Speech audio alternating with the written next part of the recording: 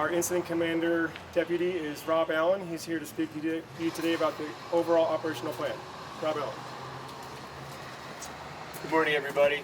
I'll start off with a little bit of some confusion you might have in how we name things. We're calling it Chelan Complex right now.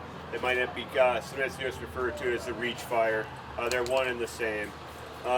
Overall, right now, the fires that the Pacific Northwest Team 2 is taking care of. We've got the Blankenship fire up to the north.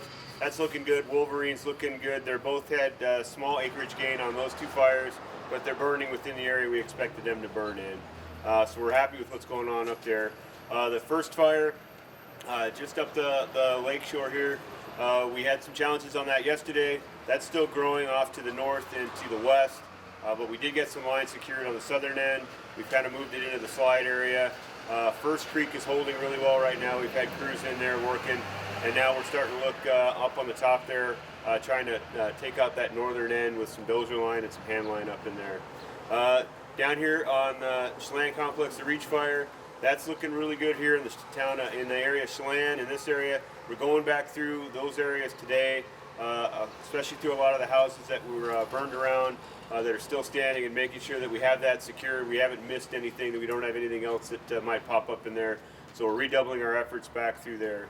The part of the fire on the east side, on the other side of the river, out there in Douglas County, also looking really good. We've downsized our night shift out there last night. Those engines went up towards Omac to help there in the firefight that's going on up there. Our day shift is shrinking also. We moved some of those people back across the river to help out in here. Our camp that's over there right now will be kind of closing down by the end of today, and we'll be in kind of a patrol status on the east side of the river. Our major effort for today is on the west side of the Chelan Complex Reach Fire, heading up the Cooper Ridge. We've got about 8 dozers working up there, several hand crews, a lot of engines working in that area, trying to get fire up and away and on that road. We're opening up some old dozer lines that were up in that area, and we're driving it up towards the Black Canyon fire. The Black Canyon and McFarland Fires last night, they burned together, so that's one fire now.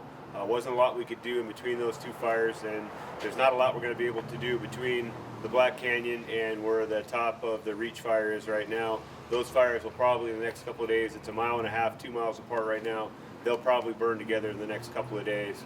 But we're working really hard to secure that west flank today in advance of some of the challenging weather that we have coming up. Things are going to be getting a little dicey here the next couple of days. We're in a red flag warning today, red flag warning for tomorrow. We're going to start seeing a shift in the winds this afternoon from the southeast to turn back around coming to the northwest as this dry cold front moves through. The smoke will probably lift out of here as the air becomes a little more unstable, and for the next couple of days we're going to have some challenging with some higher temperatures. Perfect timing. Some higher temperatures, lower RHs. The air will become a little bit, atmosphere will be a little more unstable, so we'll see some more fire activity for sure out of the next couple of days out of all of our fires. On our east side of the fire, the Reach Fire, Black Canyon, and McFarland, we're working on some dozer line up on that northern end. They had some line put in along a road system up there to keep the fire from moving into the Methal area.